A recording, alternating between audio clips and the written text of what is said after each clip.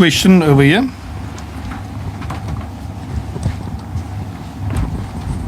Morning, Jason Felix, News 24. Just a question for you, John. One question, two actually.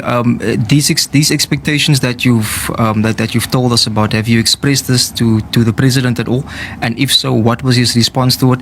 And just to latch on to Karin's question, how much and how far do you think you can push DA policy in this new GNU cabinet? Thank you.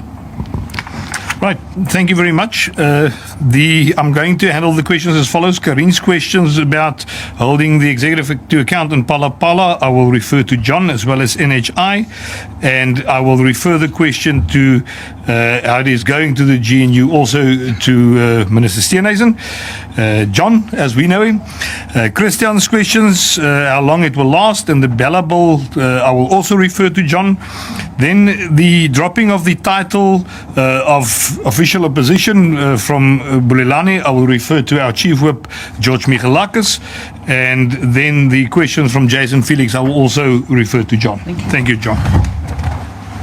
Thank you, Willie. Thank you, Matthias. That's right. The last thing you want to happen in politics is lose your seat. That must not happen. Karin, thank you very much for the questions.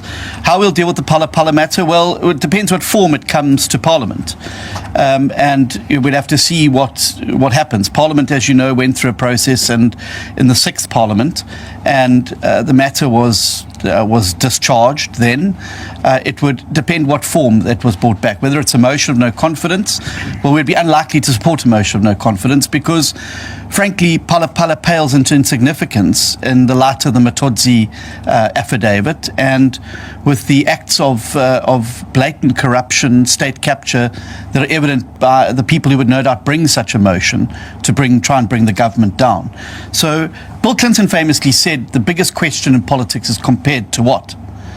And compared that to what is sitting on the other side in the gruesome benches of the EFF and MK, I think that we will take our chances on the side of the president in this one, rather than take it with those who would seek to bring down a government so that they could then negotiate their way back into government for no altruistic purpose and no purpose other than to get their hands on state resources so they could start the flow of those resources into the networks that have now been starved by the fact that there's a new government in town.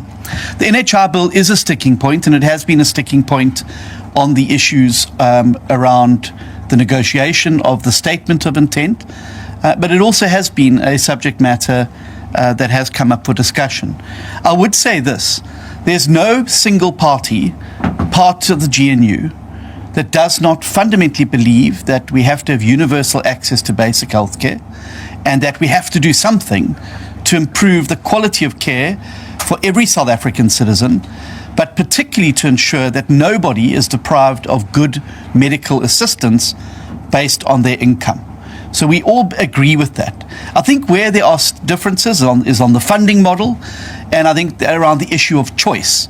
And we are going to be making a very strong pitch that instead of us tying up the NHI with decades of constitutional challenge and the like, are there ways that we could look at that particular bill to achieve the outcomes that I believe we all want?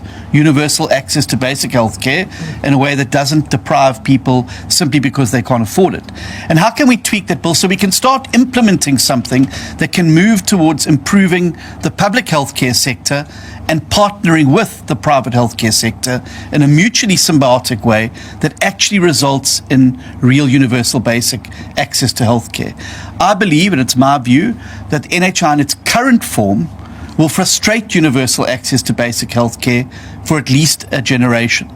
I think that there are some areas where the bill can be amended or changed, or the approach and regulations can be changed to reintroduce choice, to treat the private sector as a partner in fixing the public healthcare sector, but focusing like a laser beam on improving the way in which citizens, particularly our poorer citizens, encounter healthcare at the primary level.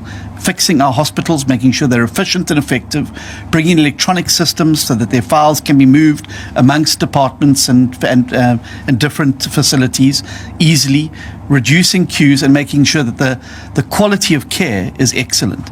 And I think that we can find each other as the parties in the GNU on that, because I think we all want the same thing. We just have slightly different ideas about how we're going to get there. So that will be an ongoing discussion within the GNU as we proceed.